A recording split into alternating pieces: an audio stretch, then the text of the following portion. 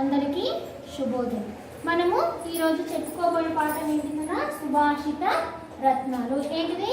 సుభాషిత రత్నాలు ఏంటిది? మరి మంచి మాటలకు సంబంధించిన మంచి సూక్తులకు సంబంధించిన కొన్ని మాటలు చెప్పుకోవడం, మంచి భావం వచ్చే పదాలు చెప్పుకోవడం జరుగుతుంది. చూడండి, ఫస్ట్ పద్యం నాన్న.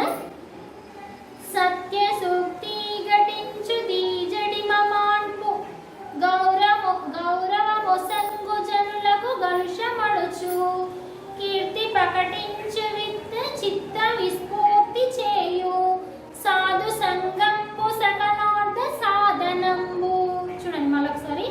సత్య సూక్తి ఘటించు దీజడి మమాన్పు గౌరవమొసంగు జనులకు కలుషమడుచు కీర్తి ప్రకటించు చిత్త విస్ఫూర్తి చేయు సాధు సంగంబు సకలార్థ సాధనంబు.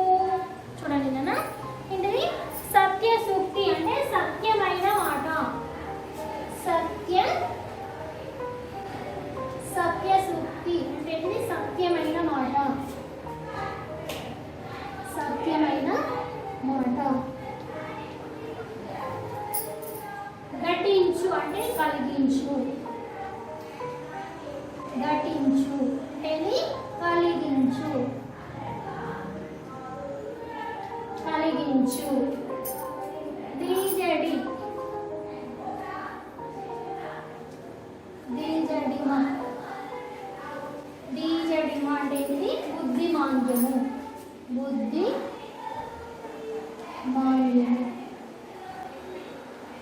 బుద్ధిమాంద్యం. కలుషం చెడు. కలుషం అంటే చెడు. చిత్తం. చిత్తం అనేది మనసు.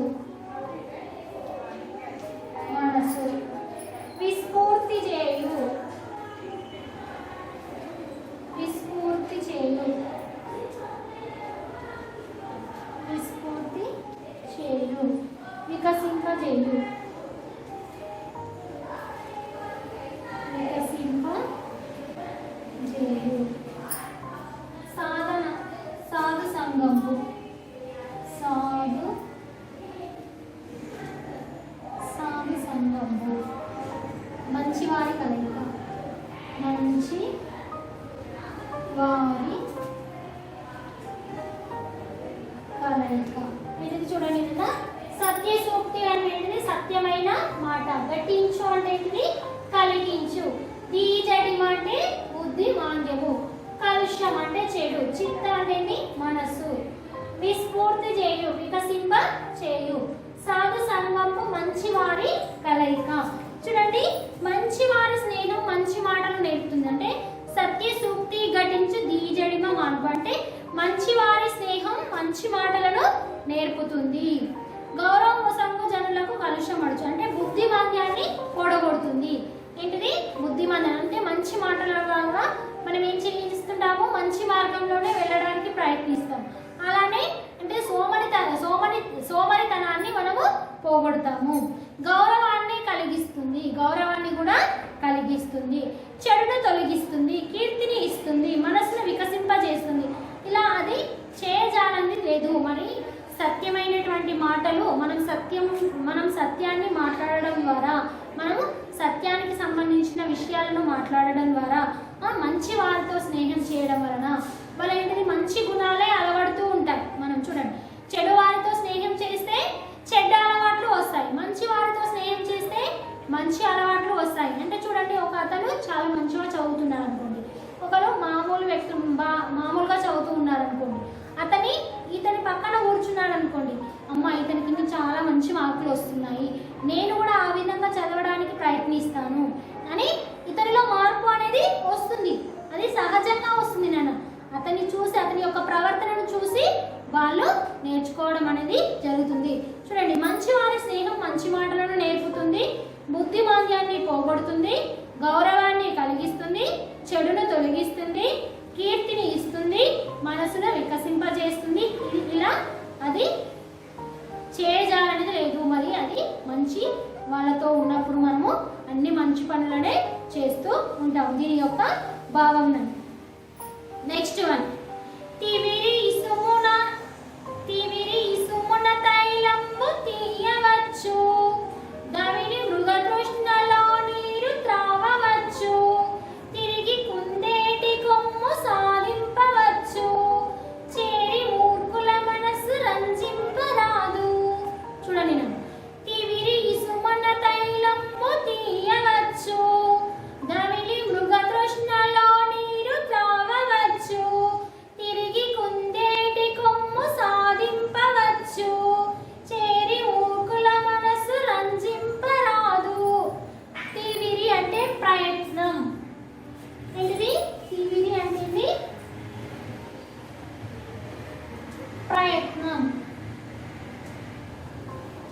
ప్రయత్నం ప్రయత్నం చేసి. తర్వాత తైలం అంటే నూనె. తైలం అంటే ఏంటిదన్నా? నూనె.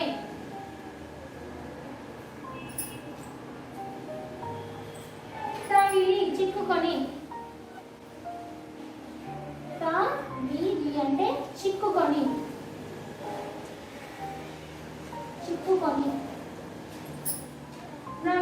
మృగతృష్ణ.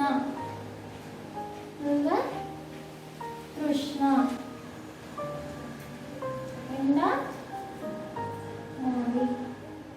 ఎండమావి. మూర్ఖులు అంటే ఎవరు? చెడ్డవారు. మూర్ఖులు, చెడ్డవారు. మూర్ఖులు అంటే ఎవరు? చెడ్డవారు. రంజింపరాదు. సంతోష పెట్టరాదు. సంతోష పెట్టలేదు. సంతోష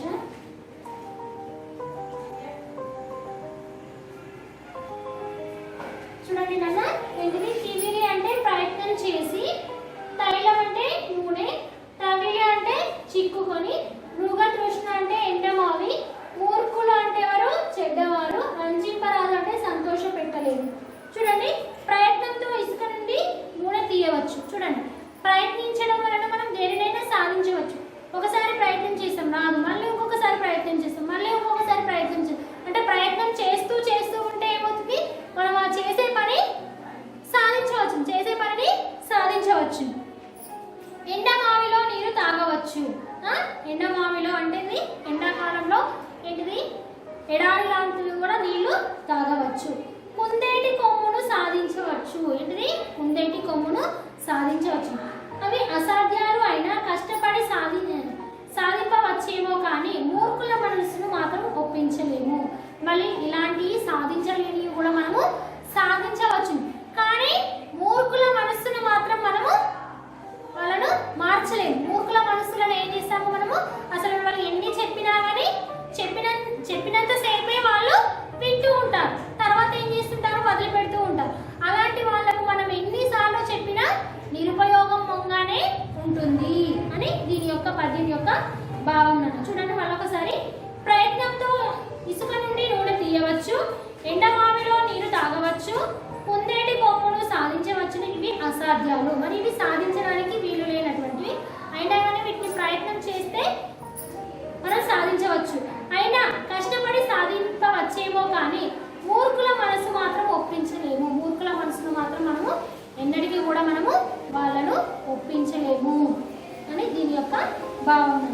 నెక్స్ట్ వన్, తరువుల తిరసవల బార గురతగాంచు నింగి వ్రేలుచున మృత మొసంగు మేగు ఉద్దతులుగారు బుదులు సమృద్ధి చేత జగతి ఉపకర్తలకు విధి సహజ గుణము.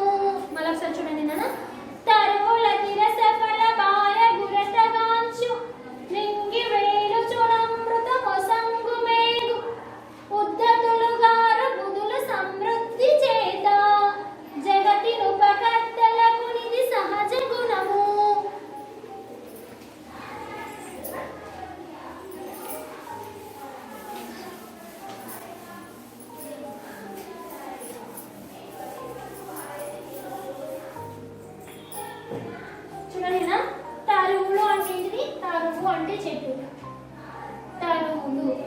చెట్లు. తరువులు అంటే ఏంటన్నా చెట్లు. అతి అంటే ఎక్కువ. అతి అంటేని ఎక్కువ.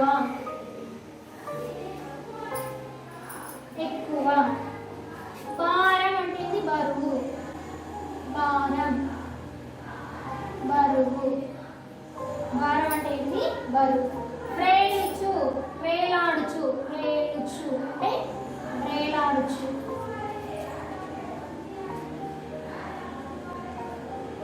వేలాడుచు. అమృతం. అమృతం. అమృతం అంటే మరణం లేకుండా చేసింది. మరణం లేకుండా చేసేది అంటే ఎవరు తాగారు మరి అమృతాన్ని? దేవతలు తాగారు. అమృత మరణం లేకుండా చేసేది. చేసేది. ఉద్ధతుడు.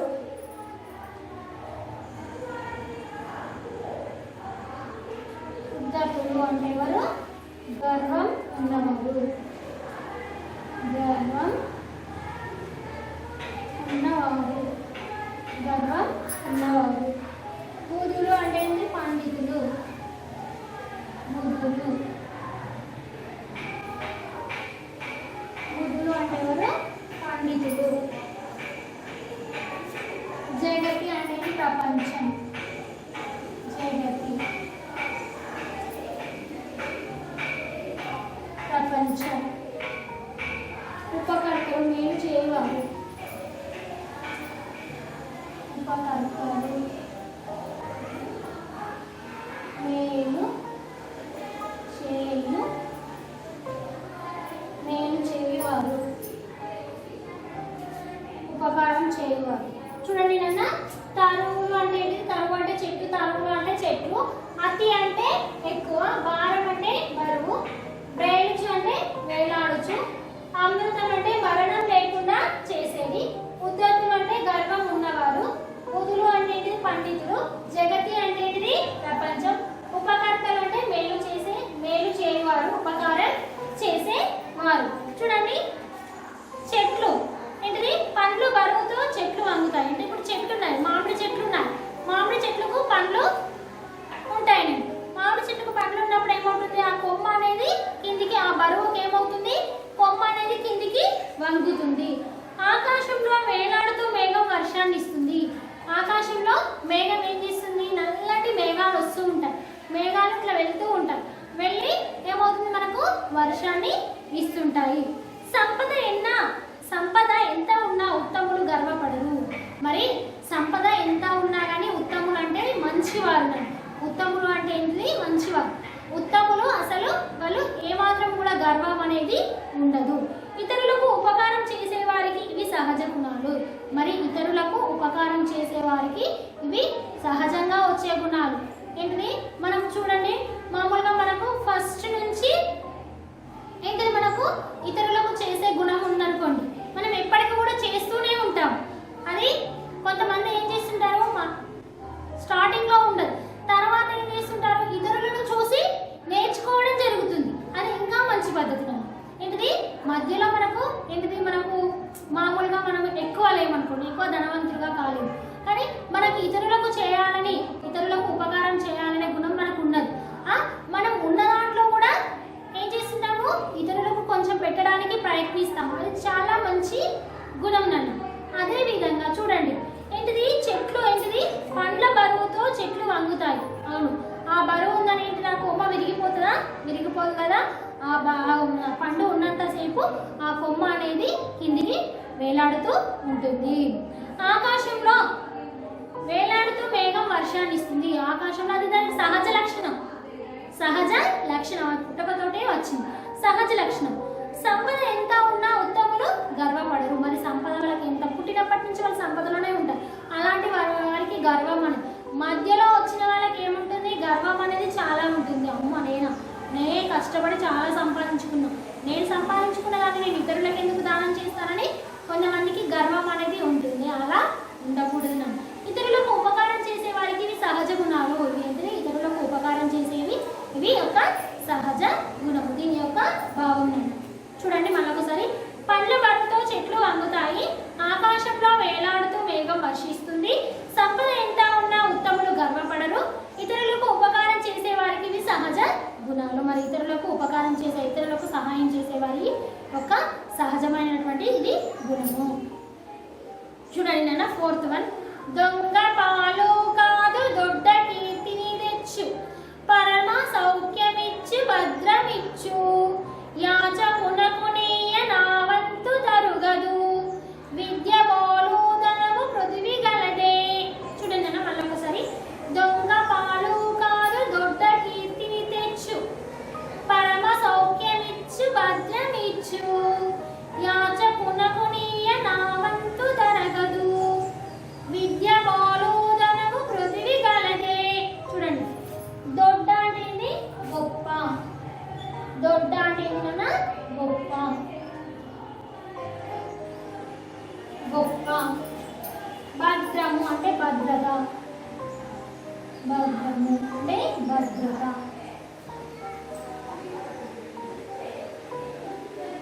భద్రత. యాచకుడు అంటే పిచ్చగాడు, యాచకుడు.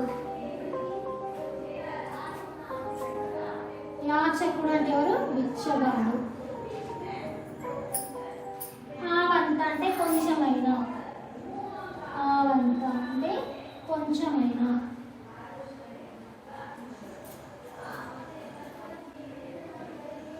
కొంచెమైనా. తరుగదు, తగ్గదు, తరుగదు అనేది తగ్గదు, తగ్గదు. పృథివీ అంటే భూమి.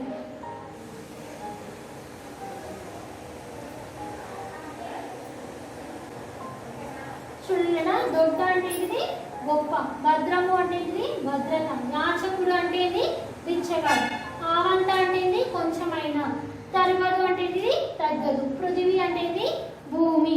చూడండి కదా, విద్య దొంగల పాలు కాదు. విద్య మనం చదువుకున్నటువంటి విద్య. ఇప్పుడు మన దగ్గర ధనం ఉంది అనుకోండి, దొంగలు తీసుకెళ్తారు.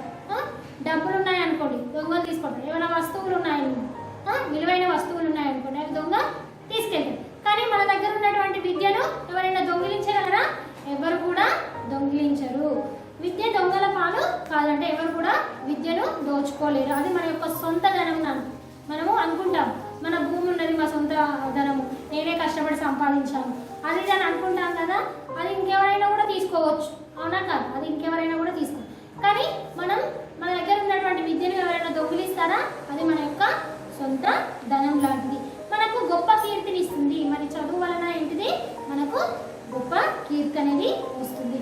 సుఖాన్ని ఇస్తుంది. అదేంటిది? మనం చదువుకోవడం వలన మంచి ఉద్యోగంలో ఉన్నామనుకోండి, మనకు మంచి సుఖాన్ని కూడా ఇస్తుంది. భద్రతను ఇస్తుంది. మనకు భద్రత కూడా ఉంటుంది. విద్యను అడిగిన వాడికి ఇచ్చిన కొంచెం కూడా తగ్గదు. ఏంటిది? విద్యను మనము ఇతరులకు పంచితే ఏమవుతుంది? కోటి రేట్లు పెరుగుతుంది. మనకు విద్య ఏంటిది? కొంచెం కూడా తరగదు, మనకి ఇంకా ఎక్కువ అవుతుంది.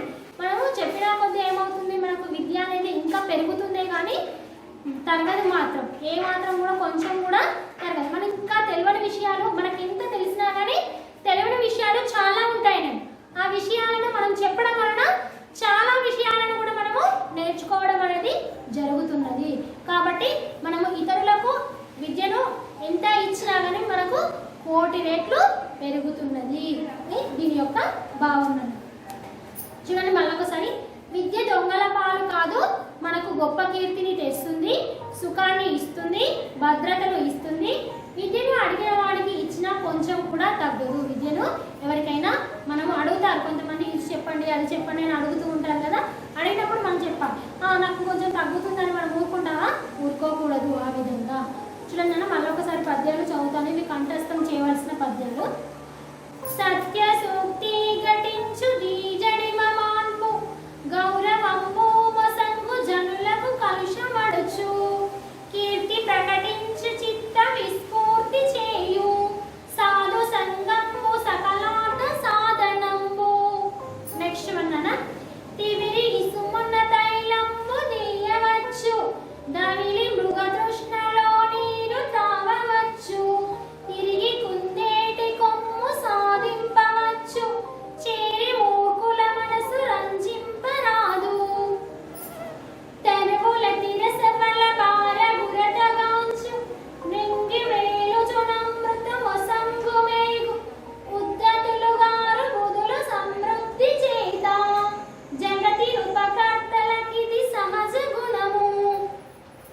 నెక్స్ట్ వన్ అన్న ఫోర్త్ వన్.